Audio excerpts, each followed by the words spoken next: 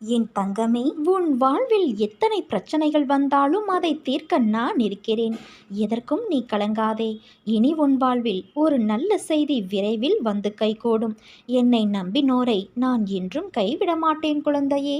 உன் வாழ்க்கை வறண்ட பாலைவனத்திலிருந்து சோலைவனத்திற்கு மாறப்போகிறது.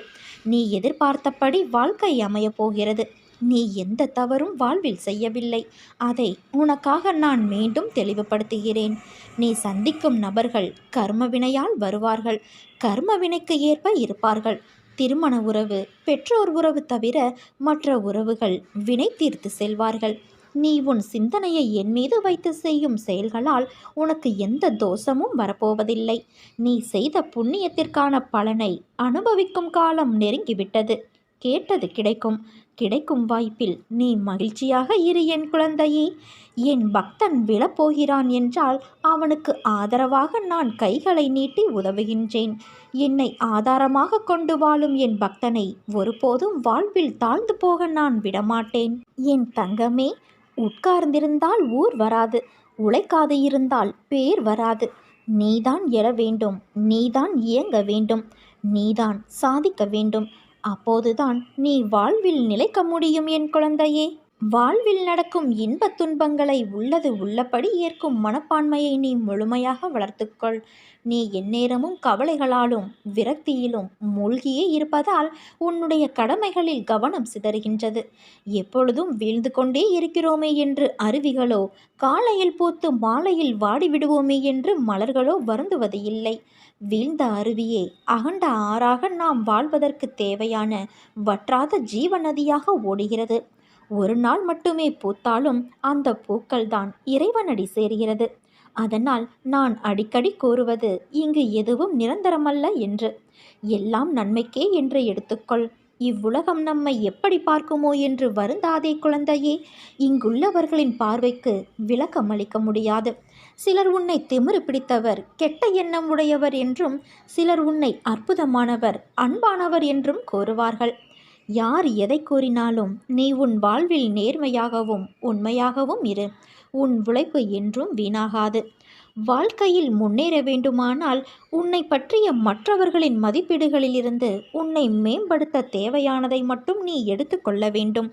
மற்றதை கவனத்தில் எடுத்துக்கொள்ளாதே. தேவையற்ற வீண் சொற்களை மனதிலிருந்து அழித்துவிடு.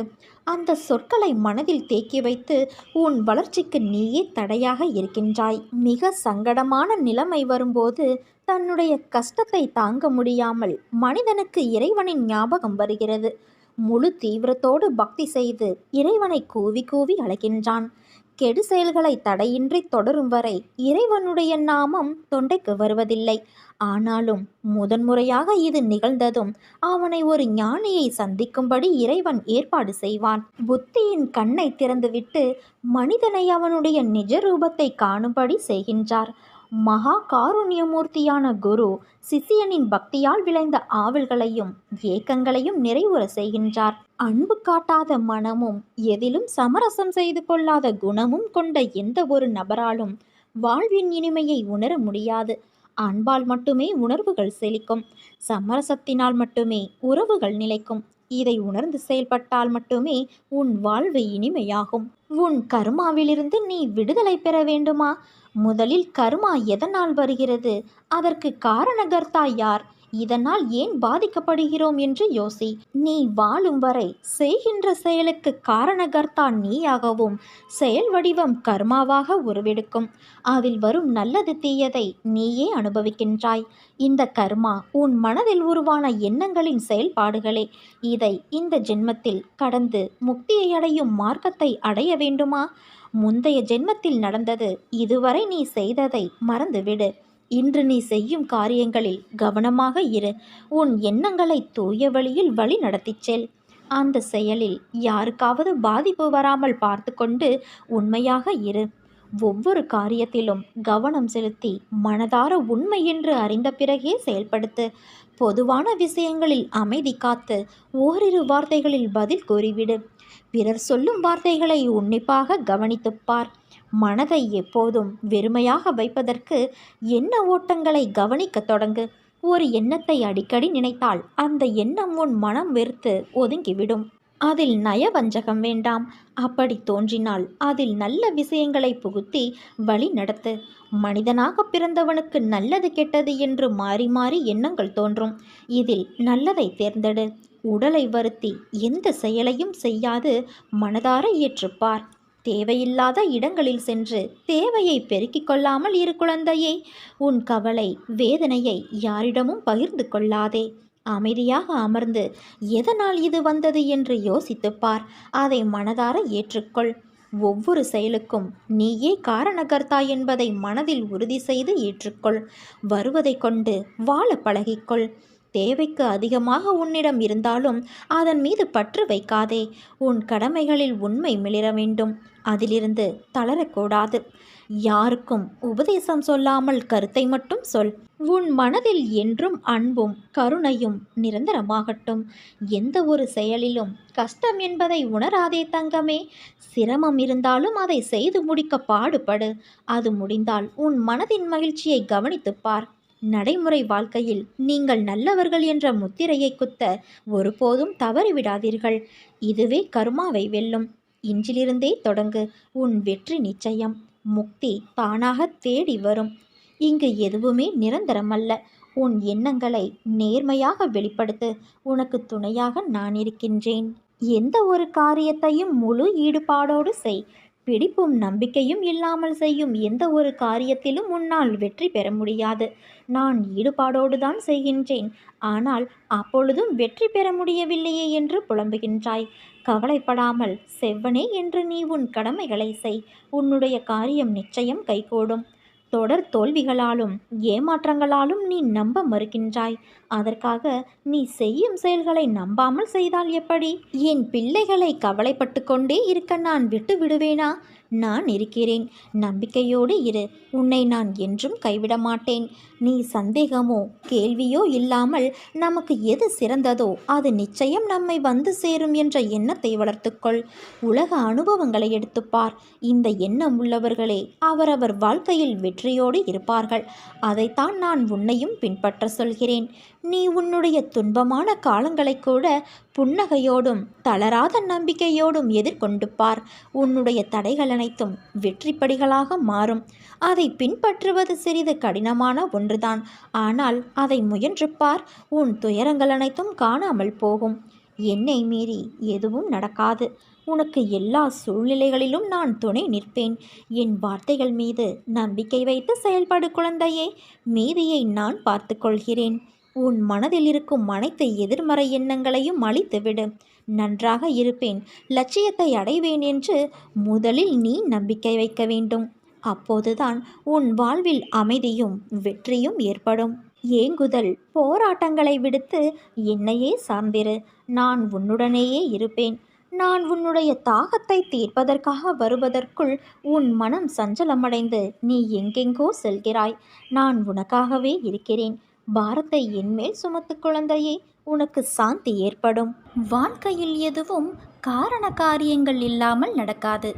வெட்ட வெளியில் வானில் இறைவனால் அமைக்கப்பட்டுள்ள இந்த உலகங்கள் அனைத்துமே காரண காரியங்களோடு திட்டமிட்டபடி இயங்கி வந்து கொண்டிருக்கிறது. இந்த உலகத்தில் உள்ள ஒவ்வொருவரும் தனித்தனியாக இதுவரை எடுத்த ஒவ்வொரு பிறவியிலும் வாழ்க்கையில் தினம் செய்த இப்போது செய்து வரும் ஒவ்வொரு வினைக்கும் சமமான எதிர்வினை ஒன்று இந்த பிரபஞ்சத்தில் பதிவாகி அதுவே உரிய காலங்களில் அவர்களுக்கு திரும்ப நடக்கிறது. தாத்தா, பாட்டி, அம்மா, அப்பாவே அதே உருவ அமைப்புடன் திரும்ப பிள்ளைகளாக பிறந்திருக்கிறார்கள் என்ற அடிப்படையில் அவர்கள் பெயரை எல்லோருக்கும் நீங்கள் வைத்து வருகிறீர்கள். மேலோட்டமாக பார்த்தால் இன்னார் செய்த செயல்களால் தான் இன்னாரெல்லாம் அனுபவிக்கிறார்கள் என்று தோன்றும்.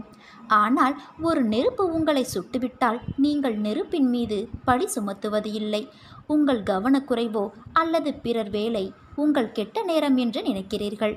நன்கு யோசித்து பார்த்தீர்களானால் தீதும் நன்றும் பிறர் செய்து வாரா என்பதும் நமக்கு நன்மை துன்பம் செய்பவர்கள் வெறும் கருவிகள்தான் என்பதும் நாம் முந்தைய பிறவியில் செய்ததே நமக்கு திரும்ப அந்த கருவிகளின் வடிவில் வருகிறது என்றும் உனக்கு புலப்படும். உன் துன்பத்தை நீயே பெருமளவு உனக்கு நல்ல காலம் வரும் வரையில் குறைத்து கொள்வாய்.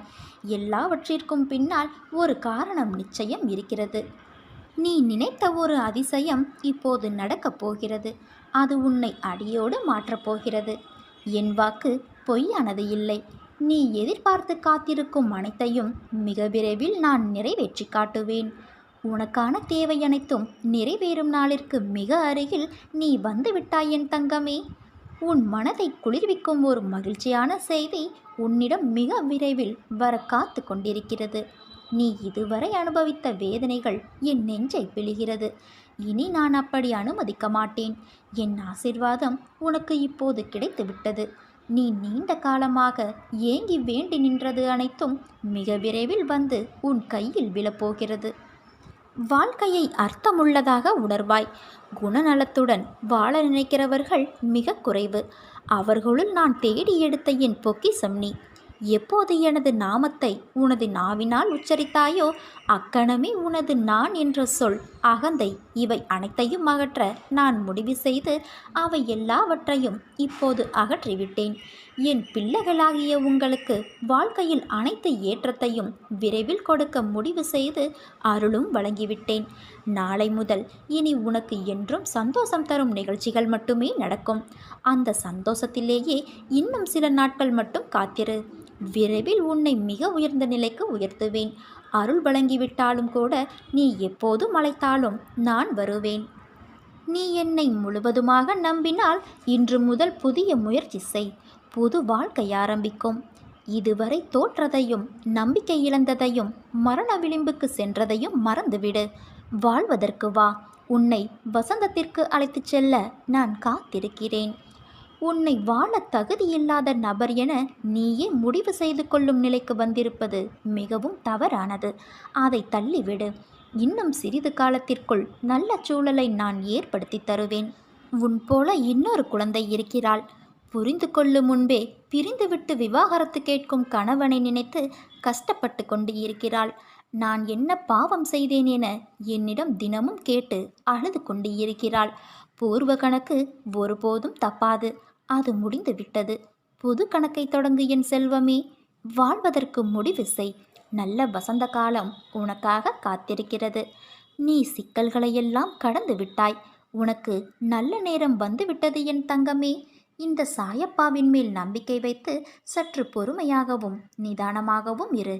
நல்லதே நடக்கும். நடக்கப் போவதை தடுக்க முடியாதென்றால் பாபாவிடம் போவதால் பிரயோஜனம் என்ன?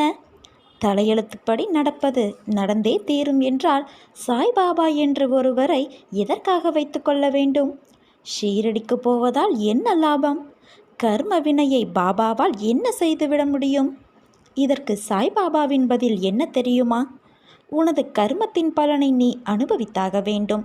ஆனால் உனக்கு என் மீது நம்பிக்கை இருந்தால் எனது சாணியத்தின் முன்னர் நெருப்பில் வைக்கோல் எறிவதைப் போன்று உனது கர்ம வினைகள் எரிக்கப்படும் என்று சாய்பாபா கூறுகிறார்.